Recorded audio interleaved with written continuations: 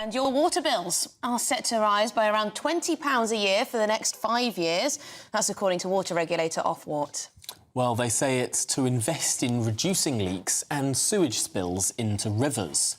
But joining us now is water campaigner Fergal Sharkey. And Fergal, I suppose for you this is a positive move. It is anything but. Whilst today was indeed a decision day about the future of the water industry, it was also a decision day about the future of Ofwat.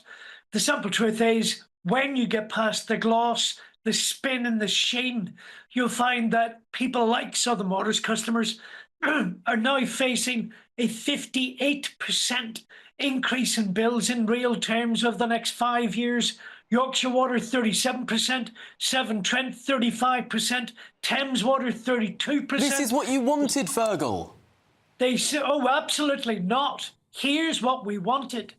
Ofwat has owned up to it. The water companies admit it.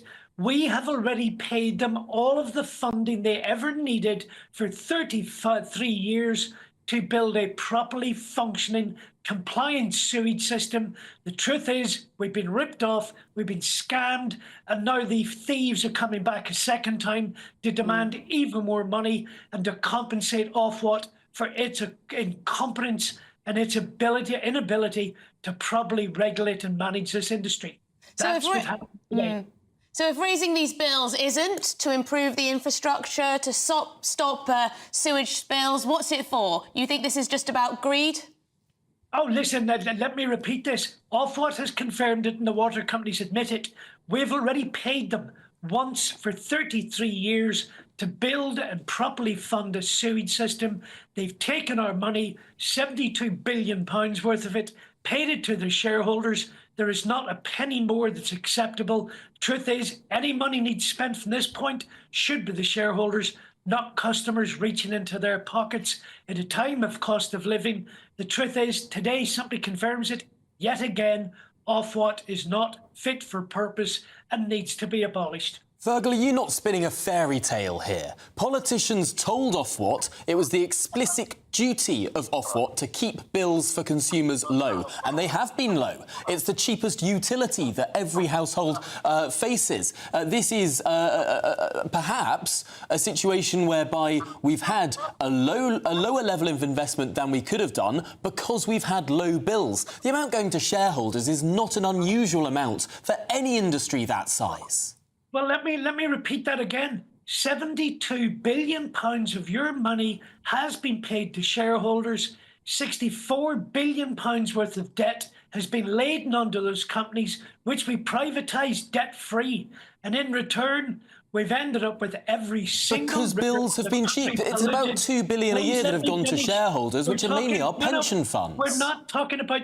Actually, we're not. The simple truth is 80% of water companies are owned by foreign investors like the Chinese government, like the Canadian government, like the Abu Dhabi government. To suggest that British pension holders in some way being penalised here is simply untrue.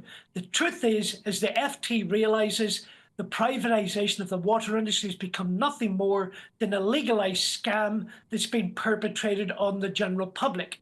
We've been had, we've been fleeced, we've had enough. But Ofwat should have said it ends today and it ends right now. And yet again, they failed the consumer, failed bill payers and failed the environment. OK, so is it nationalisation that's the silver bullet here?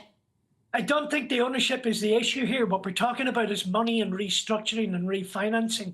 The truth is, any money that needs to be spent needs to come out of shareholders' pockets. There's no reason why customers should pay another penny to these companies. And if bondholders have to take a haircut to make that happen, that's the game they're in. That's the gamble they took. And yet, Fergal, when these companies were nationalised, the investment was half the level it has been under privatisation.